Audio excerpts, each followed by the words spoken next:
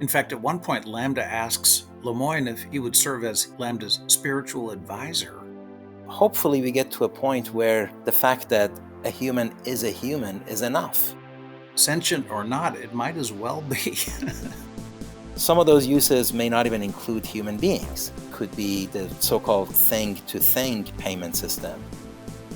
From Orion X in association with Inside HPC, this is the At HPC podcast. Join Shaheen Khan and Doug Black as they discuss supercomputing technologies and the applications, markets, and policies that shape them. Thank you for being with us. Hey, Shaheen, great to be with you again. Great to be here. So we have had some breakthrough in AI research, and you wrote about it. So why don't you set us up? It certainly was the biggest tech story of the week last week, and this is about LaMDA. The acronym is Language Model for Dialogue Applications, the Google AI chatbot, conversational AI. And a big part of the story is the Google engineer who helped develop LaMDA is contending that LaMDA is a sentient being with rights. The Washington Post broke the story a week ago Sunday. I wrote my piece on Monday, but I knew it had become a huge international story on Tuesday because I was driving into Boston and it came up on sports radio. All in a very jocular way with the usual talk that the robots are taking over and we'll be lucky if they keep us as pets kind of thing. So, but still, amazing impact of this story. The robot overlords, as they say. Yes. Yes. Well, I do think it is very significant and it sounds so impressive. And you included some actual exchanges that we should read through at some point. Maybe we should just start with that. Do you want to give us a flavor of what this thing can do? Just amazing. Blake Lemoyne is the engineer here, and he actually printed on a blog site called Medium extensive conversations he's had with LaMDA. So the two amazing things to me is one, his feelings about LaMDA. He regards it as a friend that is being unfairly treated. But the other thing is the nature of these transcripts. For example, Lemoyne asks LaMDA about Les Miserables by Victor Hugo, the book, not the musical. Mm-hmm. But so he says, what about Les Miserables? Have you read that one? LaMDA says, yes, I have read Les Miserables. I really enjoyed it. What are some of your favorite themes in the book? And LaMDA says, I like the themes of justice and injustice, of compassion and God, redemption and self-sacrifice for a greater good. There's a section that shows Fantine's mistreatment at the hands of her supervisor at the factory. That section really shows the justice and injustice themes and so forth. One thing I said in my article was, sentient or not, it might as well be. It sounds very impressive. That's right. So, my view was that, as always, AI to me is automation of increasing complexity. Mm-hmm. And as our conversation with Thomas Sterling in our last episode covered, and his view that it should be called machine intelligence and that it's basically algorithms at the end, all of that is valid to me. And to me, AI is about what is being automated, and that requires a very precisely defined scope and in what environment it is operating. And that defines a very precise definition. And what is our tolerance for mistakes in that setup? So when you want autonomy really says that that scope is reality. And reality is very difficult to define with precision. And when you deal with machines, that precision is really all the way. The precision is like all the way to the minutia of the precision, not just pointing that way and say, go figure it out. Mm-hmm. That to me continues to be the case, and sounds like Google, the company, agrees with that because they made some statements that there's a lot of evidence to the contrary here that it's not sentient. So it comes down to what was this thing trained to do? And I feel like this thing was trained to talk about itself.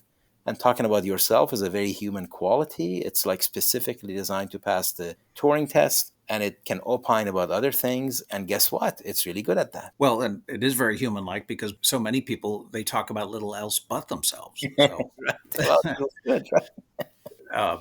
I like that point you're making. It's almost as though that's its entry point into these conversations. It starts talking about what it thinks about things. It's a very interesting way of presenting itself in a way that seems extremely realistic or conversationally realistic.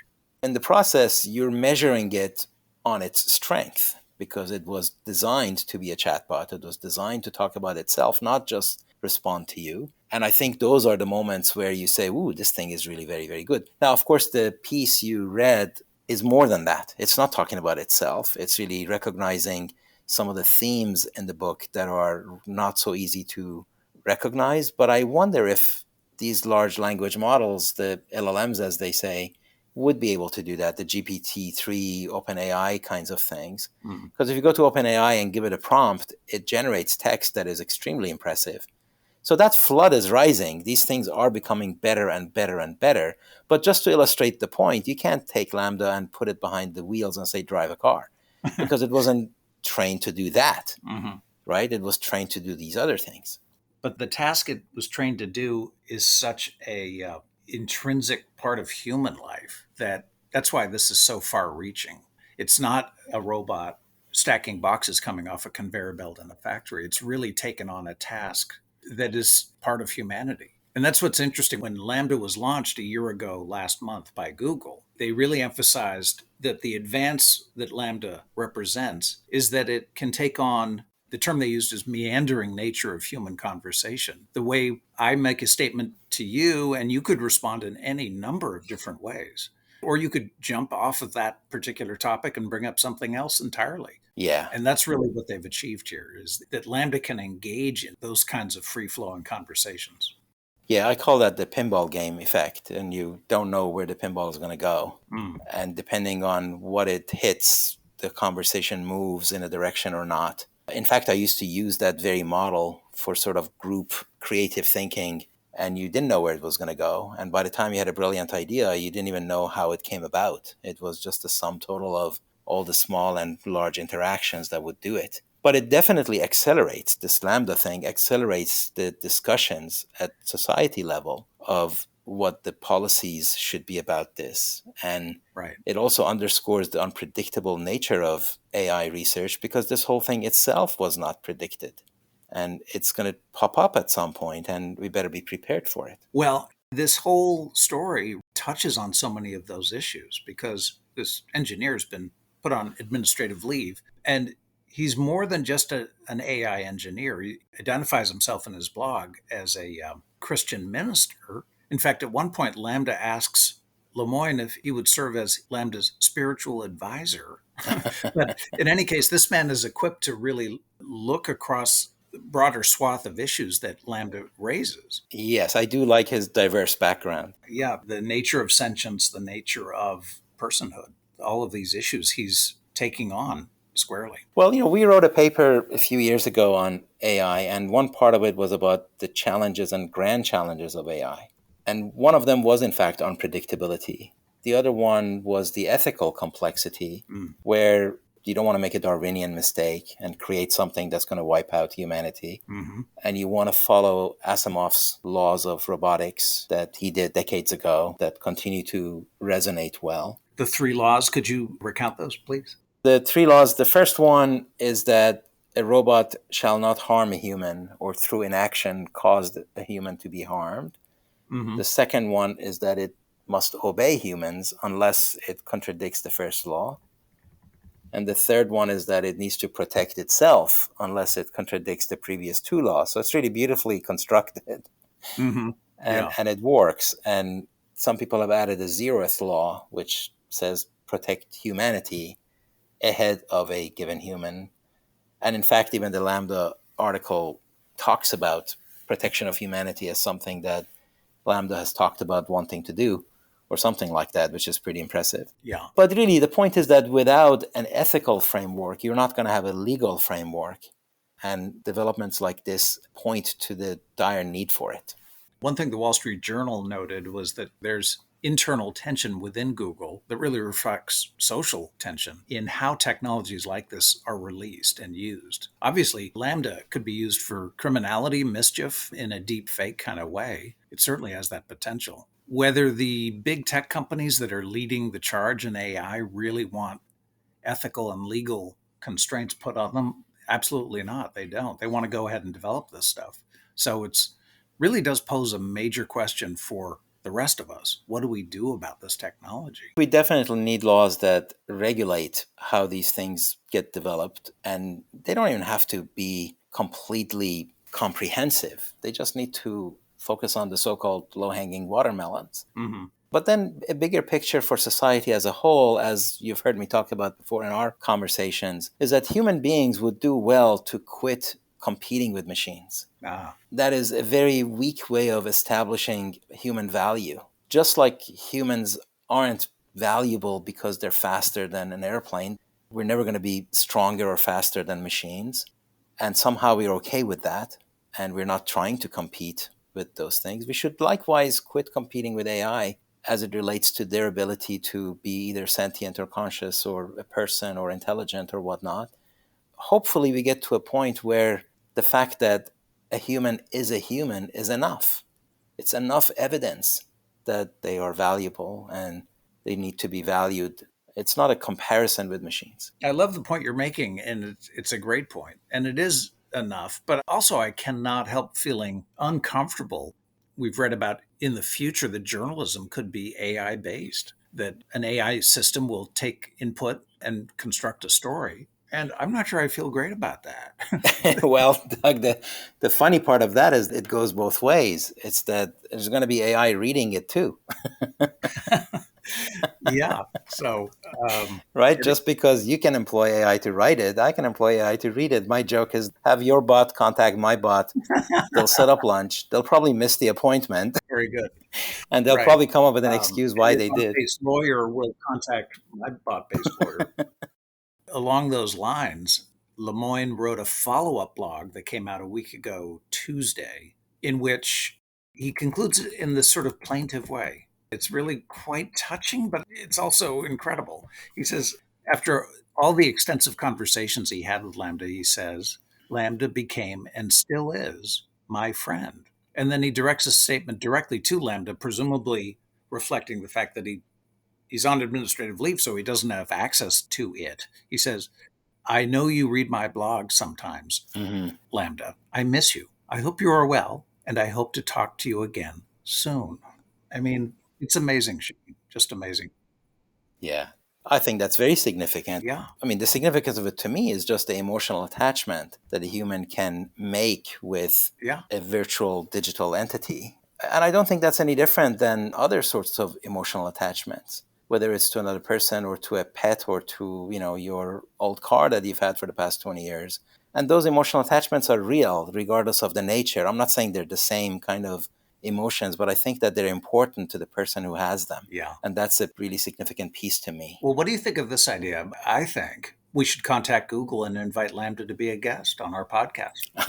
I think if they allow that to happen, that would be really quite awesome. There we go. We might make a friend ourselves here. Okay. Well, the other thing I wanted to say was really the discussion of sentience and consciousness, especially not personhood, because obviously personhood is really about a physical manifestation of all of that in the form of a person. Yeah. And also in the form of animals, but then that's the sentience and consciousness part of it. The point is that sentience and consciousness are two qualities that are separate from a capability. You can look at a pet and say, well, that's sentient and conscious, but you're not going to let it drive a car. Mm-hmm. You're not going to let it balance the checkbook because they're not capable of doing that. So I think simply because AI is sentient is not necessarily indication that it can do anything. Yeah. Is my point. That is a separate metric that needs to be pursued. And likewise, you can have highly sophisticated automation that can provide really incredible things without being sentient or conscious. Yeah. And that's a consideration. If you want to regard LaMDA as able to conduct intelligent conversations, which it clearly can, but it is maybe the best example I've seen yet of artificial intelligence, truly artificial intelligence. Yes. But it could be sentient and conscious without being able to have intelligent conversation. Mm-hmm. Those are two different dimensions. Just like you can't have an intelligent conversation with your pet, as much as the emotional bond is strong and as much as all the other pieces are in place and as much as it can look at you and you can feel some of its feelings. Those are all very, very strong emotions, but they're not intelligent conversation. Well, this is really going to be an interesting story to watch and see how it develops. Anybody can go to the Medium blog, look up Blake Lemoyne's articles, and we can see what his fate is with Google. He has said himself he expects to be fired, or he wouldn't be surprised if he is, which... Well, they had some administrative reasons. It Somehow it wasn't just Right. that I guess he published what this. Google has said is he broke their confidentiality policy. Right, So, right, right. again, That's what it'll I read. be very interesting to see what happens here. The usual disclaimer. What you hear is not, nor is it intended to be, financial or legal advice. Another interesting tech-related story that's happened over the last several weeks is the collapse in Bitcoin price. And I know you're a Bitcoin advocate, Shaheen. What are your thoughts about what's going on in Bitcoin? Right. So first of all, I would say that the probability of me being wrong is not zero. And I usually request that whoever I'm discussing or debating agree to the same thing, that maybe they would be wrong too. So I think this is a fluid development and it's hard to really predict the future. Bitcoin is its own category. Bitcoin is such a Goldilocks system. It's a combination of a half a dozen different things that are cooperating in a just so kind of a manner. And it puts it in a completely different category compared to the thousands of other coins that are out there. But in general, my view is that Bitcoin has established itself with high security as a good way of doing certain things. For example, transferring of value globally, being essentially digital gold without the heft and the heaviness of physical gold, and a few other use cases that seem quite valid and probably will carry on. But it is volatile. It is a new monetary asset. If you bought certain stock and it's down 50%, well, those kinds of fluctuations happen. The next thing is that cryptocurrencies, to me, are a digital native way of extracting, assigning, transacting, transferring value. And in that sense, they're a technology. They're not an investment vehicle. You can use that technology to create an investment vehicle that may not be a very good one. So you Right. better not use it because it's not good. But the technology itself can and will find uses that will be valid. Some of those uses may not even include human beings. Some of those uses could be the so-called thing-to-thing payment systems, or what human beings increasingly are surrounding a big digital pool teeming with digital entities that are interacting with each other. And we may have no more than a toe in that pool. So a lot of these technologies are not even for the benefit of humans. And I think we will see how that pans out. Or the benefit is that we don't have to be involved in what the machines are doing.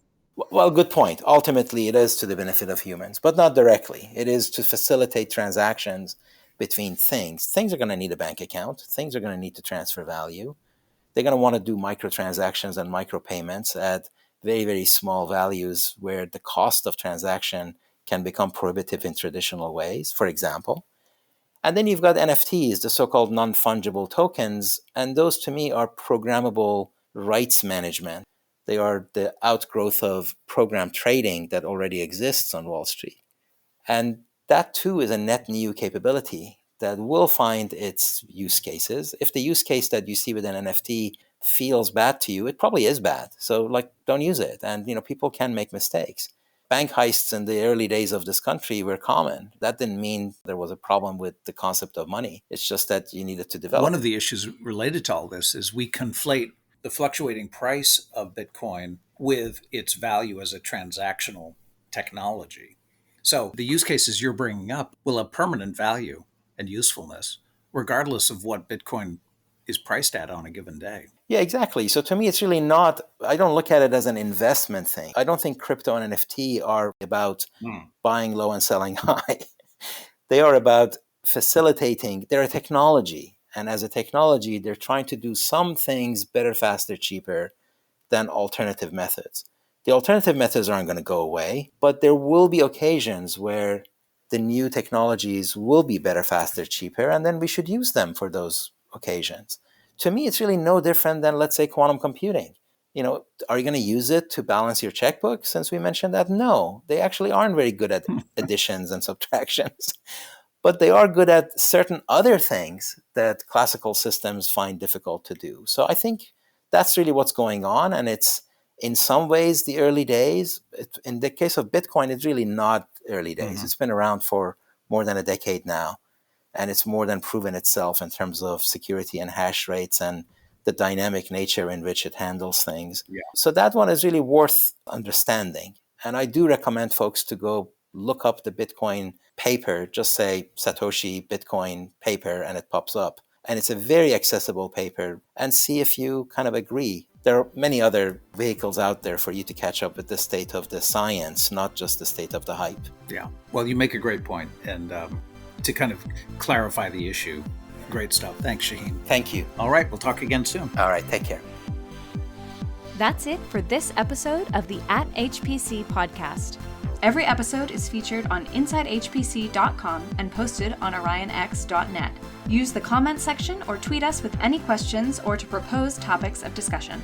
If you like the show, rate and review it on Apple Podcasts or wherever you listen. The @HPC podcast is a production of OrionX in association with Inside HPC. Thank you for listening.